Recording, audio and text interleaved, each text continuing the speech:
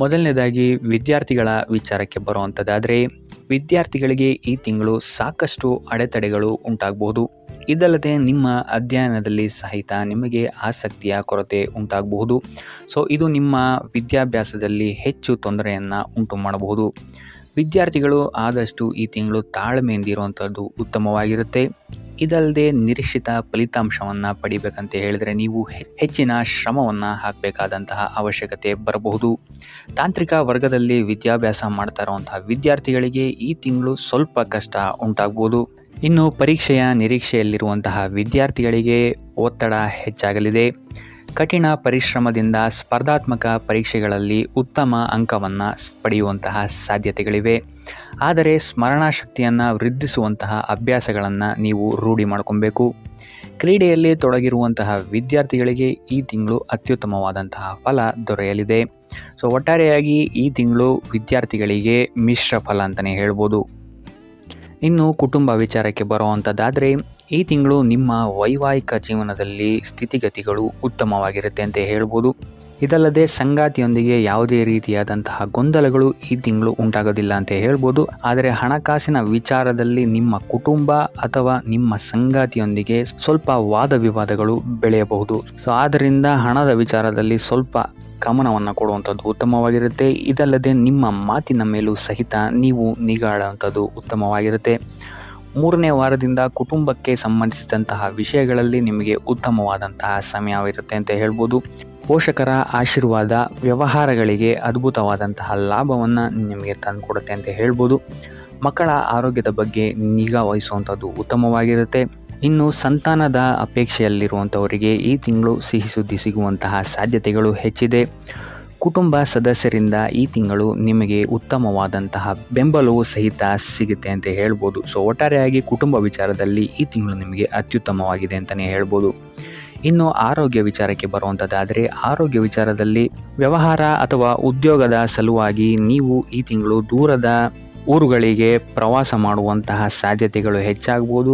ಇದರಿಂದಾಗಿ ನಿಮ್ಮ ಆರೋಗ್ಯದಲ್ಲಿ ವ್ಯತ್ಯಯಗಳು ಕಂಡು ಬರಬಹುದು. ಅದರಿಂದಾಗಿ ನಿಮ್ಮ ಆರೋಗ್ಯದ ಬಗ್ಗೆ ಹೆಚ್ಚು ಗಮನವನ್ನು ವಹಿಸಿ. ಇನ್ನು ಮಧುಮೇಹ ಮತ್ತು ರಕ್ತದೊತ್ತಡದಂತಹ ಕಾಯಿಲೆಗಳಿಂದ ಬಳಲುತ್ತಿರುವಂಥವರಿಗೆ ಈ ತಿಂಗಳು ವಿಶ್ರಾಂತಿಯನ್ನು ಪಡೆಯುವಂಥದ್ದು ಅತ್ಯವಶ್ಯಕವಾಗಿರುತ್ತೆ. ಇನ್ನು ಇದಲ್ಲದೆ ದೀರ್ಘಕಾಲದಿಂದ ಕಾಡುತ್ತಿರುವಂತಹ ನೋವುಗಳಿಂದ ಈ ತಿಂಗಳು ನೀವು ಚೇತರಿಸಿಕೊಳ್ಳುವಂತಹ ಸಾಧ್ಯತೆ ಹೆಚ್ಚಿದೆ ಅಂತ ಹೇಳ್ಬೋದು. ಇನ್ನು ಮಕ್ಕಳ ಆರೋಗ್ಯ ಈ ತಿಂಗಳು ಉತ್ತಮವಾಗಿರುತ್ತದೆ. ಆದರೆ ಅವರ ಆಹಾರ ಪದ್ಧತಿಯನ್ನು ಸ್ಥಿರಗೊಳಿಸಿ. ಸಾಮರ್ಥ್ಯ ಹೆಚ್ಚಿಸಿಕೊಳ್ಳಲು ಆದಷ್ಟು ಆರೋಗ್ಯಕರ ಆಹಾರವನ್ನು ಸೇವಿಸಿ. ಎಣ್ಣೆ ಪದಾರ್ಥದಿಂದ ದೂರ ಇರಿ. ಒಟ್ಟಾರೆಯಾಗಿ ಈ ತಿಂಗಳು ನಿಮಗೆ ನಿಮ್ಮ ಆರೋಗ್ಯ ವಿಚಾರದಲ್ಲಿ ಮಿಶ್ರ ಫಲ ಅಂತ ಹೇಳ್ಬೋದು. ಇನ್ನು ವೃತ್ತಿ ವಿಚಾರಕ್ಕೆ ಬರುವಂಥದ್ದಾದರೆ, ಈ ತಿಂಗಳು ಕೆಲವು ಬದಲಾವಣೆಗಳು ನಿಮಗೆ ಆರ್ಥಿಕವಾಗಿ ಸವಾಲನ್ನು ಒಡ್ಡಬಹುದು ಅಂತಲೇ ಹೇಳ್ಬೋದು. ನೀವು ನಿರೀಕ್ಷಿಸಿದ ಫಲ ಸಿಗೋಕ್ಕೆ ನೀವು ಹೆಚ್ಚು ಶ್ರಮವನ್ನು ಮಾಡಬೇಕಾಗುತ್ತೆ. ಯಾಕಂತ ಹೇಳಿದರೆ ನೀವು ಅಂದುಕೊಂಡಂತಹ ಸ್ಥಿತಿಗತಿಗಳು ನಿಮ್ಮ ಕಣ್ಮುಂದೆ ಬರಲ್ಲ ಅಂತಲೇ ಹೇಳ್ಬೋದು. ಆದ್ದರಿಂದ ಸ್ಥಿತಿಗತಿಗಳೇ ಬೇರೆಯಾಗಿರೋದ್ರಿಂದಾಗಿ ನಿಮ್ಮ ಕಾರ್ಯವೈಖರಿಯನ್ನು ಸಹಿತ ನೀವು ಬೇರೆ ಮಾಡ್ಕೊಬೇಕಾಗುತ್ತೆ. ಈ ತಿಂಗಳು ನಿಮಗೆ ಹೆಚ್ಚು ಕಾರ್ಯಗಳಲ್ಲಿ ಅಡೆತಡೆಗಳು ಹೆಚ್ಚಾಗಲಿದೆ. ಮೇಲಾಧಿಕಾರಿಗಳೊಂದಿಗೆ ಕೆಲವು ಸಮಸ್ಯೆಗಳು ಮತ್ತು ತಪ್ಪು ಗ್ರಹಿಕೆಗಳು ನಿಮ್ಮನ್ನು ಸ್ವಲ್ಪ ಕಾಡಬಹುದು. ಇದು ನಿಮ್ಮ ಕೆಲಸದ ಸ್ಥಳದಲ್ಲಿ ನಿಮಗೆ ಕಷ್ಟವನ್ನು ಸಹಿತ ಹೆಚ್ಚು ಮಾಡಬಹುದು. ಆದ್ದರಿಂದ ನಿಮ್ಮ ಮೇಲಾಧಿಕಾರಿಗಳೊಂದಿಗೆ ಘರ್ಷಣೆಯನ್ನು ಈ ತಿಂಗಳು ಆದಷ್ಟು ತಪ್ಪಿಸೋದಕ್ಕೆ ಟ್ರೈ ಮಾಡಿ. ಇದಲ್ಲದೆ ಈ ತಿಂಗಳು ನಿಮ್ಮಲ್ಲಿ ಆಕ್ರಮಣಕಾರಿ ವರ್ತನೆಯು ಸಹಿತ ಹೆಚ್ಚಾಗಬಹುದು. ಇದರಿಂದಾಗಿ ಇಲ್ಲಿ ನಿಮ್ಮ ಕಾರ್ಯಕ್ಷೇತ್ರದಲ್ಲಿ ಇದು ಹೆಚ್ಚಿನ ತೊಂದರೆಯನ್ನು ಸಹಿತ ನಿಮಗೆ ಕೊಡಬಹುದು. ಆದ್ದರಿಂದ ನಿಮ್ಮ ಭಾವನೆಗಳ ಬಗ್ಗೆ ಸ್ವಲ್ಪ ಗಮನ ವಹಿಸುವಂಥದ್ದು ಉತ್ತಮವಾಗಿರುತ್ತೆ. ಯಾರೊಂದಿಗೂ ಕಾರ್ಯಕ್ಷೇತ್ರದಲ್ಲಿ ವಾದ ವಿವಾದವನ್ನು ತಪ್ಪಿಸಿ ಆದಷ್ಟು ತಾಳ್ಮೆಯಿಂದಿರಲು ಪ್ರಯತ್ನಿಸುವಂಥದ್ದು ಉತ್ತಮವಾಗಿರುತ್ತೆ.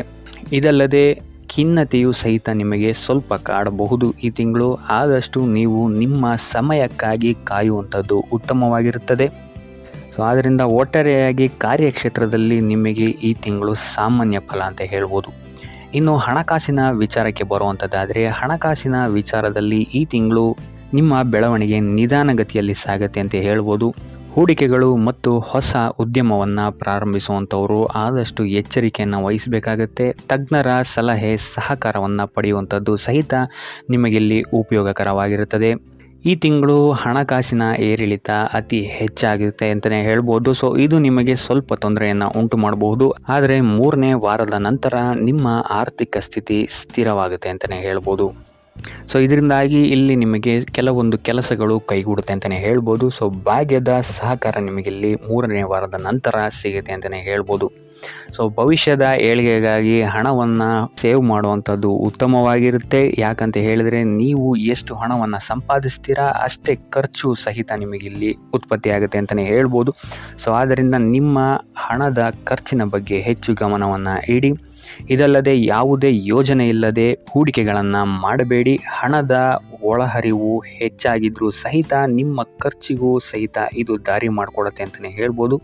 ಸೊ ಆದ್ದರಿಂದ ಹಣದ ವಿಚಾರದಲ್ಲಿ ಹೆಚ್ಚು ಗಮನವನ್ನು ವಹಿಸುವಂಥದ್ದು ಈ ತಿಂಗಳು ಉತ್ತಮವಾಗಿರುತ್ತೆ. ಇನ್ನು ಉಪಾಯ ವಿಚಾರಕ್ಕೆ ಬರುವಂಥದ್ದಾದರೆ ಗಣಪತಿಯ ಪೂಜೆಯನ್ನು ಮಾಡುವಂಥದ್ದು ವಿದ್ಯಾರ್ಥಿಗಳಿಗೆ ಮತ್ತು ವ್ಯಾಪಾರಿಗಳಿಗೆ ಈ ತಿಂಗಳು ಉತ್ತಮ ಫಲವನ್ನು ನೀಡುತ್ತೆ ಅಂತಲೇ ಹೇಳ್ಬೋದು. ಸೊ ಇದಾಗಿತ್ತು ಈ ತಿಂಗಳ ನಿಮ್ಮ ರಾಶಿ ಭವಿಷ್ಯ.